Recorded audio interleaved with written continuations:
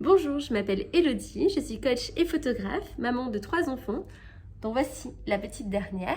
Et j'ai créé Oser le grand saut pour accompagner les femmes à se révéler et à croire en elles, à prendre conscience de tout ce potentiel qui sommeille en elles, à être pleinement à l'écoute d'elles-mêmes pour enfin oser se réaliser, pleinement se réaliser dans tous les domaines de leur vie. Avant de te parler du sujet du jour, je voulais te rappeler que tu as accès gratuitement au tableau des peurs en cliquant sur le lien juste en dessous de la vidéo. Aujourd'hui, j'ai envie de te parler de lâcher prise. Je ne sais pas si tu suis mes réseaux, notamment Instagram, ou si tu es abonné à ma lettre. D'ailleurs, j'en profite pour te rappeler que pour t'inscrire, ça se passe juste en dessous ou en bio, dans ma bio sur mon profil. Mais je parlais de cette fameuse définition du lâcher prise et du fait que ça ne voulait pas dire ne rien faire. Ce matin, j'étais avec 2 amies et en fait, on parlait de ma place un petit peu en ce moment, de maman, entrepreneur, parce que comme tu le sais peut-être, je suis devenue maman pour la 3e fois il n'y a pas très longtemps. Donc j'ai un petit bébé de bientôt 4 mois à la maison avec 2 autres un tout petit peu plus grands pour celui du milieu. Et je me retrouve un petit peu dans la difficulté de concilier ma casquette de chef d'entreprise, de maman, et puis voilà, de gérer un petit peu, de jouer sur les 2 tableaux. Et c'est très dur pour moi de trouver un juste milieu. Je disais que je me trouvais dans cette difficulté de trouver le juste milieu entre le lâcher-prise et l'action. Et puis en fait, en parlant comme ça, je me suis rendu compte de quelque chose. En fait, le lâcher-prise, ça ne veut pas dire rien faire. Donc je me disais oui, mais si ça veut pas dire rien faire, qu'est-ce qui se passe quand je ne peux pas faire quelque chose? En fait, en ce moment, je me retrouve par exemple à vouloir travailler sur certains contenus ou enfin voilà, tourner des nouvelles formations. Et en fait, oui, la réalité, c'est que j'ai mon petit bébé, ma petite fille, qui a bientôt 4 mois, qui s'appelle Elia, et qui a des besoins, qui a besoin que je lui donne à manger, que je la change, et je passe sans cesse, je suis sans cesse en train de passer d'un sujet à un autre en fait, et ça m'épuise beaucoup mentalement parce que voilà, ça me demande une concentration énorme dès que je me remets à une tâche de pouvoir m'y replonger dedans. Et puis, comme ça se passe souvent, j'ai pensé à ce que je dirais à une personne que j'accompagne, ou en tout cas à une personne qui m'est proche, pour qui j'aurais vraiment à cœur de l'accompagner. Vous voyez, je ne sais pas si tu m'as déjà entendu le dire, mais je dis souvent, j'avais un thérapeute qui m'avait dit adressez-vous comme le ferait un parent envers son enfant, ou comme vous le feriez vous envers votre propre enfant. Et ça m'aide beaucoup en fait quand je dois réfléchir.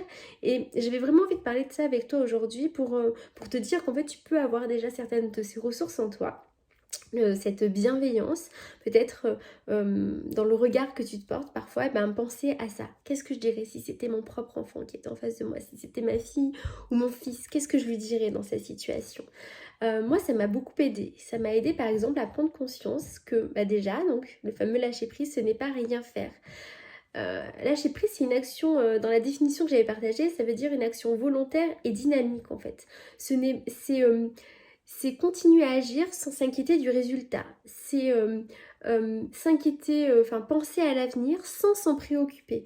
C'est, tu vois, toute la nuance en fait. Parce que oui, je me reconnais là-dedans. En fait, sans action, il ne se passera rien. Là, dans la situation que je vis actuellement, pour mon entreprise, si je ne passe pas à l'action, si je ne fais pas des choses, il ne se passera absolument rien. Je ne peux pas rester là en me disant je lâche prise et puis j'attends que ça arrive.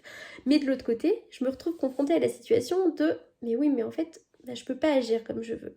Alors qu'est-ce que je fais dans tout ça? Moi, ce que j'aurais dit à ma fille, ce que je dirais à une de mes coachées, c'est qu'en fait, dans cette histoire-là, tu fais du mieux que tu peux.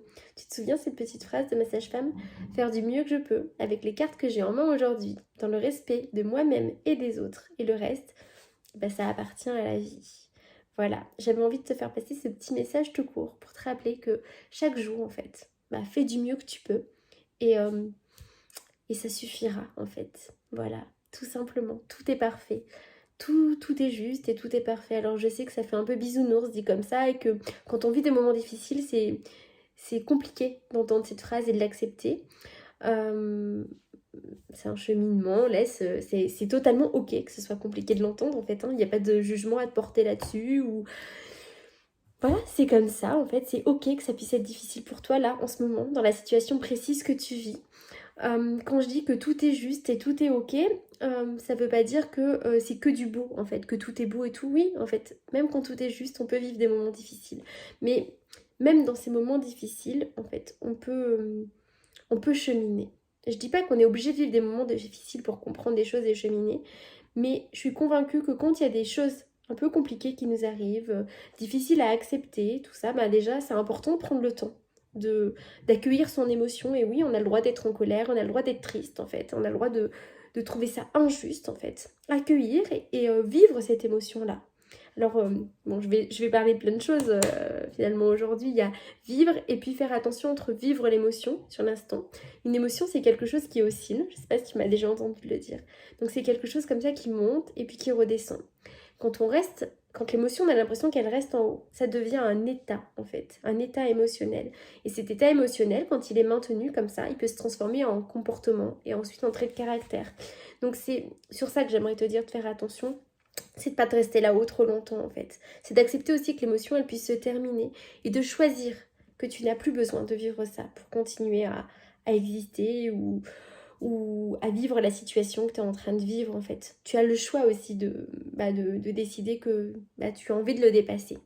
Je te dis ça parce que pendant longtemps ma fille en fait elle restait là-haut par rapport à une certaine tristesse qui l'envahissait. Et plus elle restait là-haut, et plus cet état, en fait, il devenait permanent de tristesse. Et puis le jour où elle a accepté, en fait, de dire, en fait, ouais, c'est bon, je suis triste. J'ai exprimé ma tristesse. J'ai déversé. Et maintenant, en fait, je peux passer à autre chose. Je peux aussi essayer de me concentrer sur autre chose. Ça l'a beaucoup aidé. Donc je te disais que dans les étapes, c'est déjà important d'accueillir ta tristesse par rapport au moment que tu vis. Et puis après, de pouvoir garder la foi que même ce moment-là, tu pourras en tirer quelque chose de positif au sens où peut-être que ça te permettra de comprendre quelque chose, peut-être que ça te permettra de guérir quelque chose. Une autre, peut-être que si c'est une maladie qui te touche là, oui, non seulement tu pourras guérir cette maladie, mais au-delà de ça, guérir d'autres choses, de souffrance, de peur, ou te libérer de certaines relations, que ce soit aux choses, aux personnes ou aux lieux. Je parle pas forcément que de personnes quand je parle de relations. Peut-être que ça te fera prendre conscience de ce qui est vraiment important pour toi là tout au fond de toi et que tu avais un petit peu oublié ou que tu prenais pas le temps d'écouter. Peut-être que ça te permettra de te recentrer sur des choses qui sont importantes pour toi. Peut-être que ça te permettra de te reconnecter à l'instant présent. En fait, les possibilités, elles sont par milliards et je suis convaincue que dans toute situation, tout n'est pas noir ou tout n'est pas blanc et que tu auras toujours des choses positives à retirer. Au même titre que, oui, dans les moments joyeux, si tu cherches vraiment, peut-être que tu trouveras des inconvénients, des choses qui sont moins drôles. Mais dans les moments cool, on a plutôt tendance à se focaliser sur le positif. C'est dans les moments négatifs qu'on a un peu plus de mal à trouver le positif. Et c'est ok, c'est normal. Mais en avoir conscience qu'il peut se trouver aussi des choses qu'on a pu transformer grâce à ça. C'est ce qui aide à cheminer. Ce matin, j'ai trouvé une citation, citation qui est passée sur mon feed qui disait remercie cette goutte d'eau qui a fait déborder le vase. Parce que peut-être que grâce à elle, tu auras transformé quelque chose. C'est exactement ça. Alors peut-être que voilà, là pour toi, c'est difficile d'entendre que tout est juste et tout est ok. Et ça aussi, c'est ok d'avoir cette difficulté à accepter que tout soit juste. Mais laisse cheminer les choses et puis peut-être qu'un jour ça fera sens pour toi. Peut-être pas et c'est ok aussi. Voilà, j'avais envie donc de partager avec toi cette petite anecdote pour te rappeler l'importance aussi d'être bienveillante envers toi-même. Il y aura eu plein de petits messages dans cette vidéo. Il y en aura peut-être un qui restera ancré en toi et peut-être pas, mais voilà, ce sera l'essentiel. Je te souhaite une bonne journée et puis je te dis à tout bientôt. Bye bye! Voilà, j'espère que le sujet du jour t'aura inspiré. Je te rappelle que le tableau des peurs est accessible juste en dessous de cette vidéo. Il a pour vocation de t'aider à prendre conscience de tous ces freins qui te bloquent actuellement pour avancer, à mettre en lien tes peurs, tes ressources, tes besoins et tout ce qui gravite autour de toi pour amener un petit peu plus, on va dire, de rationalité dans tout ça. Parce que très souvent, les peurs, ce sont quelque chose de totalement irrationnel et en fait, on imagine ça comme une montagne. Ce tableau des peurs, il est là pour finalement les ramener à leur juste valeur, j'ai envie de te dire, et de te montrer des voies d'action par-ci, par-là. J'ai hâte que tu me dises ce que tu en penses. À bientôt!